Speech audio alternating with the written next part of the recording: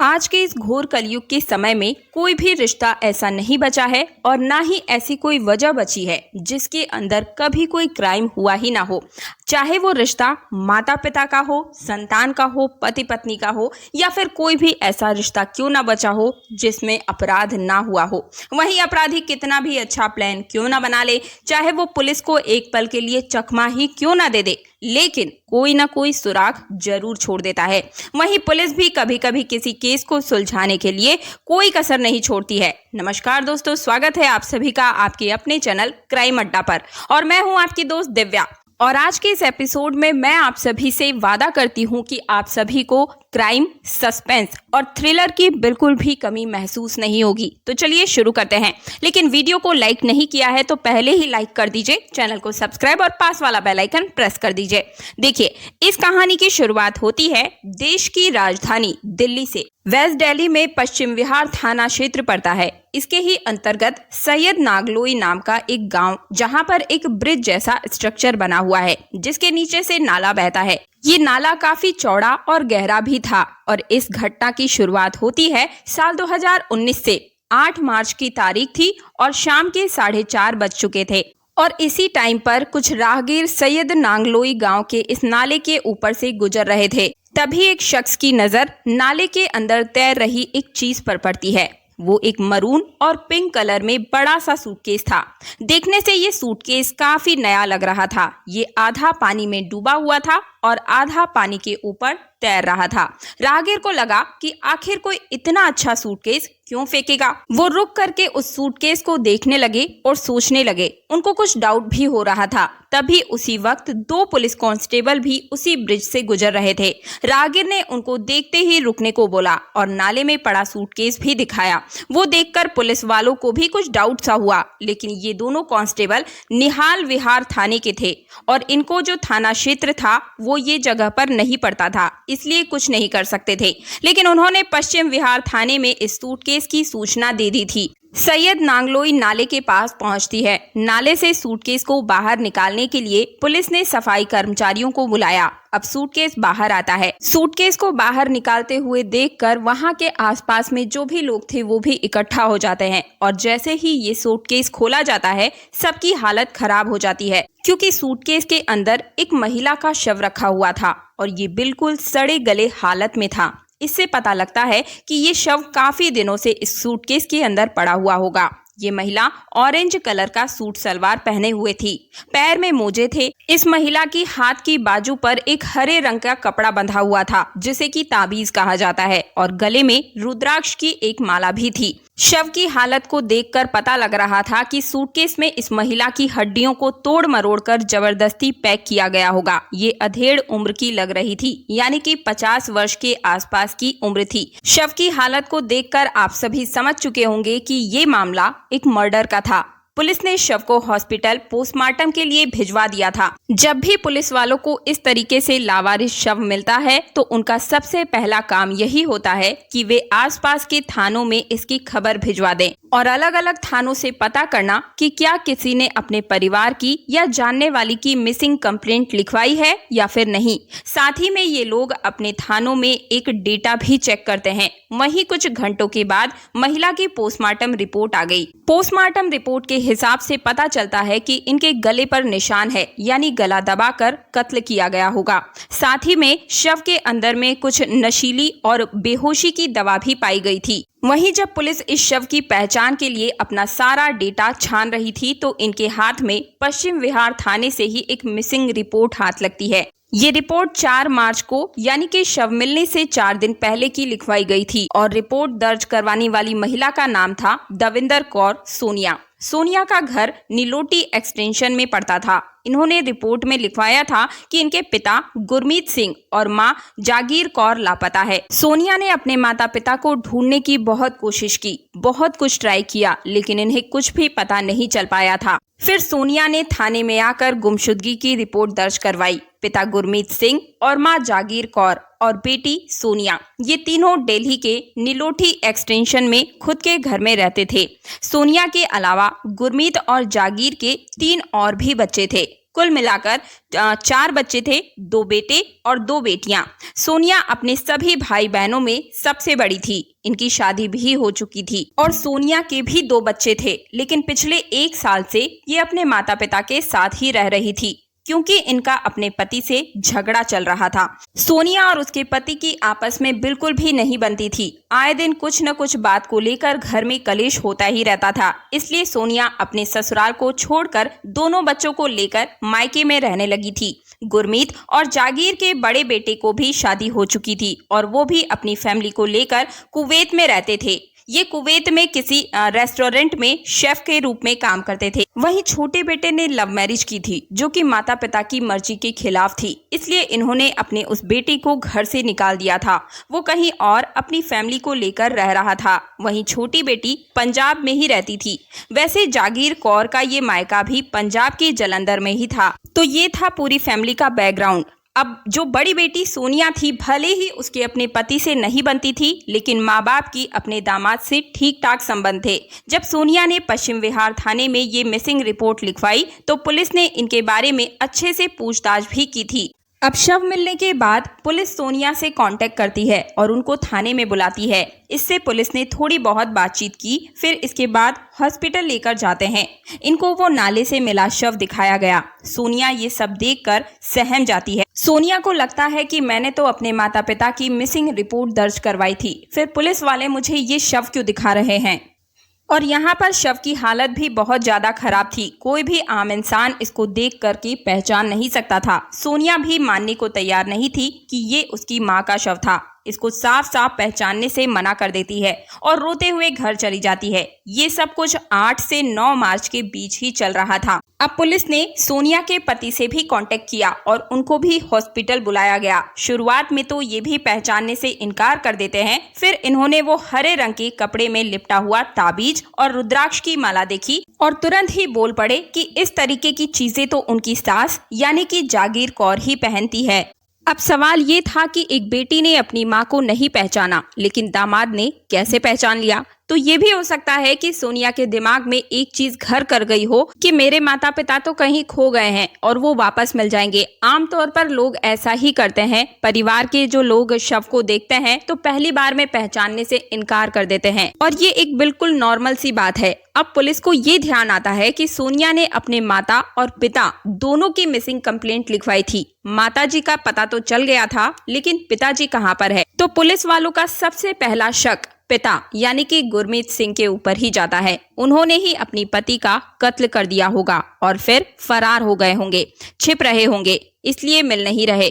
उनका फोन भी बंद आ रहा था। अब सोनिया भी मान चुकी थी कि इस महिला का शव इनकी माँ का ही था। इसके बाद घर पर इनका रोना पीटना शुरू हो जाता है, जिसके बाद गुरमीत के दोनों बेटे और बेटी दिल्ली के लिए निकल जाते हैं। अभी ये 9 मार्च की तारीख ही चल रही थी। पुलिस ने सोनिया से जब उनके माता पिता के बीच के संबंधों के बारे में पूछा तो उनसे पता चलता है कि ऐसी कोई भी बात नहीं थी जिससे पता चले कि एक पिता यानी कि एक पति अपनी पत्नी का कत्ल कर दे।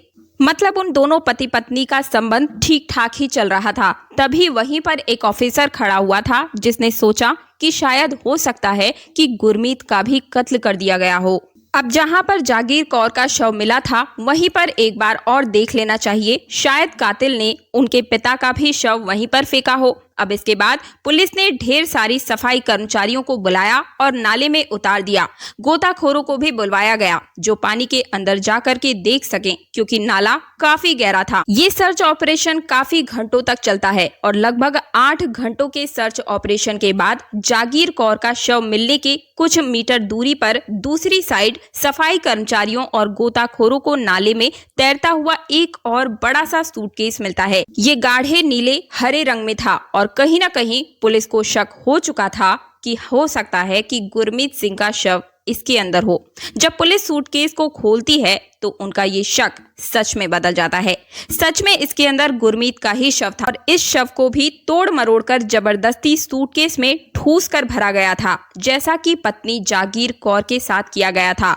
पुलिस इनके शव को भी हॉस्पिटल भेज देती है पोस्टमार्टम के लिए। 8 से 9 मार्च के अंदर दोनों पति पत्नी की लाशें मिल चुकी थी। गुरमीत सिंह के पोस्टमार्टम में भी वही चीजें सामने आती है जो कि इनकी पत्नी के पोस्टमार्टम में आई थी, और अब ये डबल मर्डर केस बन चुका था। शव की तो पहचान हो गई, अब बारी थी कातिलों का पता करने की। शुरुआत होती है घर पर आए लोगों से, पड़ोसियों से, रिश्तेदारों से। पूछताछ करने के दौरान सोनिया कई बार रो रो कर बुरा हाल हो जाता है। पुलिस इनसे थोड़ी बहुत बातचीत करती है, जैसे कि आखिरी बार आपने अपने माता पिता को कहां पर देखा था, उनका हाल फिलहाल के दिनों में किसी से झगड़ा हुआ हो या बहस हुई हो, गुरमीत के बिजनेस को लेकर कोई दुश्मनी, कोई पैसा वसूलने को लेकर कुछ कहा सुनी। सोनिया से ये सारी पूछताछ की गई। आपका किसी के ऊपर शक है या नहीं? वहीं सोनिया के पति से भी पूछताछ होती है। पति ने सीधे सीधे बोल दिया कि उसके सास ससुर का कत्ल सोनिया ने ही किया होगा। उनका कुछ भरोसा नहीं है, वो बहुत ही लालची औरत है। प्रॉपर्टी या पैसे रुपए के लिए लेकर वो किसी का भी कत्ल कर सकती है। पति की ऐसी ऐसी बातें सुनकर पुलिस भी हैरान हो जाती है। पुलिस ने सोचा कि शायद इसका अपनी पत्नी के साथ सही संबंध नहीं है, शायद इसी वजह से खुन्नस में आकर सोनिया को फंसाने के लिए पति ऐसी बात बोल रहा है। शुरू में तो पुलिस भी पति के ऊपर यकीन नहीं करती है, उल्टा उन्होंने पति को भी अपने रडार में रख लिया और सोनिया को भी शक के घेरे में रखते हुए इन दोनों की कई कॉल रिकॉर्ड्स और लोकेशन हिस्ट्री सब कुछ निकालना शुरू कर देते हैं। घर के आसपास में लगे हुए सीसीटीवी कैमरा भी देखे जाते हैं। एक टीम ऐसी ही टेक्निकल जांच के लिए रखी गई थी और दूसरी टीम ऑन ग्राउंड लोगों से बात करके पूछताछ कर रही थी। बातचीत करते करते पुलिस के सामने कुछ और भी चीजें आती है। पड़ोसियों का कहना था उन्होंने गुरमीत को 20 या 21 फरवरी को नहीं देखा, वरना ये पहले घर के बाहर अपना घूमते टहलते दिखाई दे जाती थी, लेकिन 20 और 21 फरवरी के बाद से इन्होंने उन्हें नहीं देखा। इन्हें लगा कि वो कहीं गई होगी। वहीं रिश्तेदारों का ये भी कहना था कि 10 फरवरी को जागीर कौर पंजाब गई थी, क्योंकि इनके माताजी का वहां पर देहांत हो गया था। 10 फरवरी को ये गई और 2 मार्च को वापस आ गई थी, दिल्ली लौट आई थी। जागीर कौर के मायके वालों ने ये बात बताई और 4 मार्च को सोनिया ने अपने माता पिता की मिसिंग कंप्लेंट लिखा दी थी। पुलिस ने पिता के गायब हुए 10 से 11 दिन हो चुके थे और मां को 2 से 3 दिन इसके बाद जाकर बेटे ने कंप्लेंट लिखाई थी। आखिर सोनिया ने ऐसा क्यों किया? सोनिया ने इतनी लेट कंप्लेंट क्यों लिखाई? पुलिस ने फिर से सोनिया से बात की और वो कहती है कि अपने माता पिता को वो खुद ही ढूंढ रही थी। पिता के गायब होने के बाद माँ भी अपने घर आकर गायब हो गई थी। तभी सोनिया को कुछ गड़बड़ लगती है। इसके बाद उन्होंने जाकर कंप्लेंट लिखाई। जब सोनिया के बारे में पुलिस और भी जानकारी पता करने की कोशिश करती है तो पता चलता है कि सोनिया की एक आदमी से बहुत ही ज्यादा बातचीत होती है और जब लोकेशन वगैरह निकाली गई तो सोनिया से इसके बारे में पूछा भी गया। इससे बताया गया कि जॉब ढूंढने के दौरान ये इनसे मिली थी, तब से ही जान पहचान है। विक्रम दीक्षित इनका नाम है। लखनऊ में गोमती नगर में रहने वाला ये लड़का ये इवेंट मैनेजर का काम करता था। सोनिया और विक्रम के फोन पर बातचीत रेगुलर होती ही रहती थी और घंटों घंटों बात होती थी। पुलिस ने सोनिया से पूछा, आप इस आदमी को आखिरी बार कब मिली थी? सोनिया ने जवाब दिया कि ये काफी टाइम हो चुका है, 2 से 3 महीने बीत चुके हैं। जॉब के सिलसिले में वो बात हुई थी, लेकिन इन दोनों के कॉल रिकॉर्ड से ऐसा बिल्कुल भी नहीं लग रहा था कि इनकी सिर्फ और सिर्फ जान पहचान हो। पुलिस के सामने जब विक्रम की लोकेशन हिस्ट्री आई तो उनको एक और बहुत ही बड़ा सुराग मिलता है। पता चलता है कि ये आदमी 20 और 21 फरवरी और 2 से 3 मार्च के बीच 2 बार लखनऊ से दिल्ली आया था। ये सीधे इसी पश्चिम विहार के नीलोठी एक्सटेंशन में ही आया था, जहां पर सोनिया अपने माता पिता के साथ रहती थी। कुछ घंटों तक ये वहां पर रुका और फिर लखनऊ चला जाता है। मतलब इतनी दूर वो विक्रम आया और कुछ देर रहने के बाद वापस क्यों चला गया? और ये विक्रम उसी दिन आया था जिस दिन जागीर कौर और गुरमीत को आखिरी बार देखा गया था। बस अब क्या था? पुलिस उसको 10 मार्च तक उठाती है। ये चीजें अभी सोनिया को नहीं पता थी कि पुलिस ने विक्रम दीक्षित को अरेस्ट कर लिया है। पुलिस ने विक्रम के सामने CDR रिपोर्ट रख दी, जिसमें उसने सोनिया के साथ हुई लंबी लंबी बातों की हिस्ट्री थी। इसकी लोकेशन सब कुछ दिखाया गया। पुलिस ने सोनिया को भी 10 मार्च को शाम तक अरेस्ट कर लिया। शुरू में तो ये इधर उधर की बातें कर रही थी, पुलिस को घुमा रही थी, लेकिन जब इसके सामने विक्रम को पेश किया गया तभी ये टूट जाती है। विक्रम और सोनिया ने मिलकर ही माता पिता गुरमीत सिंह और जागीर कौर का कत्ल किया था। 21 मार्च की शाम में सोनिया ने अपने माता पिता को चाय में ढेर सारी नींद की गोलियां मिला दी थी।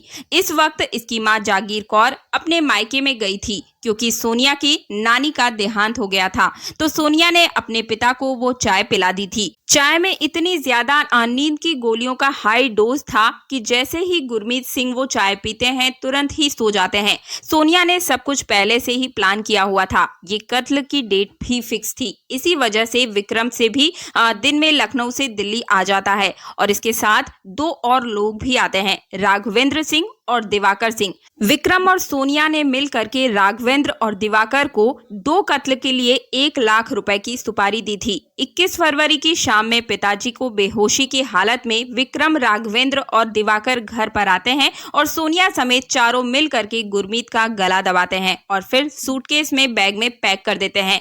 घर पर ही वो सूटकेस पड़ा हुआ था।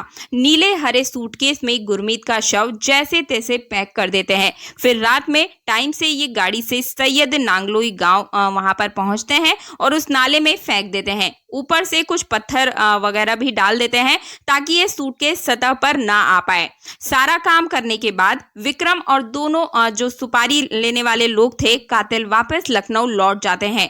अब 2 मार्च के दिन सोनिया की मां यानी कि जागीर कौर अपने मायके से दिल्ली आ जाती है। अब घर पर जागीर कौर अपने पति को नहीं देखती है तो उन्होंने अपनी बेटी से उसके बारे में पूछा। सोनिया ने कहा कि वो बाहर कहीं गए हैं, आ जाएंगे। फिर सोनिया ने अपनी मां के लिए भी चाय बनाई। चाय बनाने से पहले ही सोनिया ने विक्रम को बता दिया था कि आज उसकी मां वापस आ गई है, इसलिए वो अपने दोनों साथियों को लेकर निकल चुका था। इधर सोनिया ने अपने पिताजी को जिस तरीके से नींद की गोलियां दी थी उसी तरीके से अपनी मां को भी नींद की गोलियां चाय में मिलाकर दे दी, जिससे कि वो तुरंत ही सो जाती है। फिर रात में विक्रम और उसके साथी आते हैं। सबने मिलकर इनका भी गला दबाया और फिर मरून पिंक कलर के सूटकेस में इनको पैक करके सोनिया और विक्रम एक बाइक से इस नाले के पास वापस से पहुंचते हैं और इस सूटकेस को भी फेंक देते हैं। लेकिन इस बार ये लोग सूटकेस के ऊपर पत्थर बांधना भूल जाते हैं, इसलिए ये सूटकेस तैरने लगा था। ये जो जागीर कौर को ठिकाने लगाने वाली घटना थी, सीसीटीवी कैमरे में सोनिया और विक्रम बाइक पर बैठकर गए थे, ये चीजें साफ साफ कैमरे में देखी जा सकी थी और साफ साफ रूप से दिख रहा था कि 2 मार्च की ये फुटेज यानी कि सूटकेस में मां जागीर कौर ही रही होंगी। इसके बाद प्लान के तहत सोनिया ने 4 मार्च को अपने माता पिता की गुमशुदगी की रिपोर्ट पश्चिम विहार थाने में दर्ज करवाई थी और कत्ल करने के बाद सोनिया अपने माता पिता के घर में आराम से रहने लगी थी। कत्ल के टाइम इसके दोनों बच्चे भी घर पर ही मौजूद थे, लेकिन ये उनको अलग कमरे में बंद करके रखती थी, फिर जाकर कत्ल कर देती थी। ये कहानी बाहर आने के बाद परिवार के लोग, भाई बहन, पड़ोसी, रिश्तेदार, हर कोई दंग रह जाता है। अब सवाल उठता है कि आखिर सोनिया ने अपने माता पिता का कत्ल किया क्यों? आखिर इसका विक्रम दीक्षित के साथ क्या रिश्ता था? साल 2017 में विक्रम और सोनिया की मुलाकात हुई थी। विक्रम लखनऊ में इवेंट मैनेजमेंट का काम करता था और ये दिल्ली में अपने ब्रांच खोलना चाहता था, इसलिए उसने अपने ऐड चलाए थे। उधर सोनिया भी अपने ससुराल में थी, उसके भी 2 बच्चे थे और इसके अपने पति के साथ बिल्कुल भी नहीं बनती थी। पति अच्छा खासा कमाता था, लेकिन फिर भी सोनिया भी कमाना चाहती थी, नौकरी करना चाहती थी। ऐसा करने से सोनिया और विक्रम की मुलाकात हुई थी।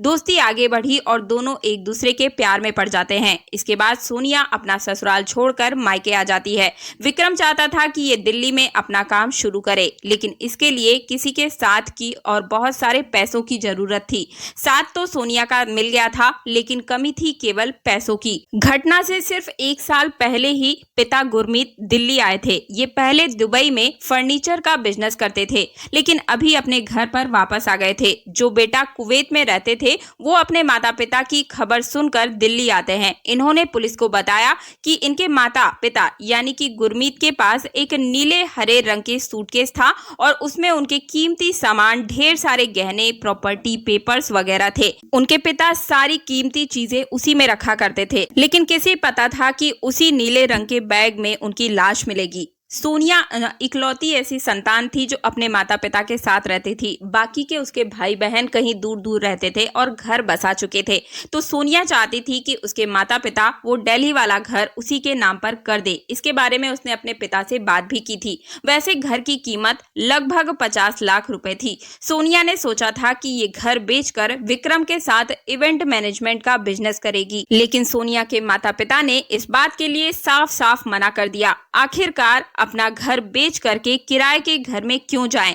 सोनिया के भाई बहनों का कहना था कि जब सोनिया को प्रॉपर्टी देने से उनके माता पिता ने मना कर दिया, तब उसने नकली पेपर बनाकर लोन के तौर पर उस घर को बेचने की कोशिश की थी। और इन सब बातों का पता कुवैत में रहने वाले भाई को चल चुका था। सारी हरकतें जब पता चल गई थी तो पिता गुरमीत हमेशा पंजाबी लैंग्वेज में साइन करते थे, लेकिन सोनिया ने अपने पिता के साइन इंग्लिश में किए थे, वो भी स्पेलिंग मिस्टेक के साथ। इसलिए आसानी से वो पकड़ी गई। पिता ने इसके ऊपर पुलिस कंप्लेंट कराने का भी धमकी दी थी। तब सोनिया ने सोचा कि अपने माता पिता के जीते जी वो इस प्रॉपर्टी पर कभी भी कब्जा नहीं कर सकती, इसलिए उसने विक्रम के साथ मिलकर ये प्लान बनाया था, जिसके बाद एक एक करके इसने दोनों ही यानी अपने माता पिता दोनों का मर्डर कर दिया। विक्रम ने भी सोनिया को बहुत ज्यादा उकसाया था कि घर बेचकर बिजनेस किया जाएगा, सपना पूरा होगा। वैसे विक्रम भी शादीशुदा था और इसके भी बच्चे थे, मगर इसे भी शक था कि उसकी पत्नी का कहीं कोई और अफेयर चल रहा है और वो बच्चा भी इसका नहीं है, किसी और का है, और इसलिए अपनी पत्नी से अलग रहता था। अब 10 मार्च तक सोनिया और विक्रम अरेस्ट हो चुके थे, लेकिन बाकी दो जो सुपारी लेने वाले कातिल थे यानी कि राघवेंद्र और दिवाकर भागे हुए थे, फरार थे। 11 मार्च को जागीर कौर और गुरमीत का अंतिम संस्कार होता है। इसमें सोनिया भी शामिल होती है और वहां पर वो अपने भाई से हंसते हुए कहती है कि उसने अपने माता पिता को मुक्ति दे दी है।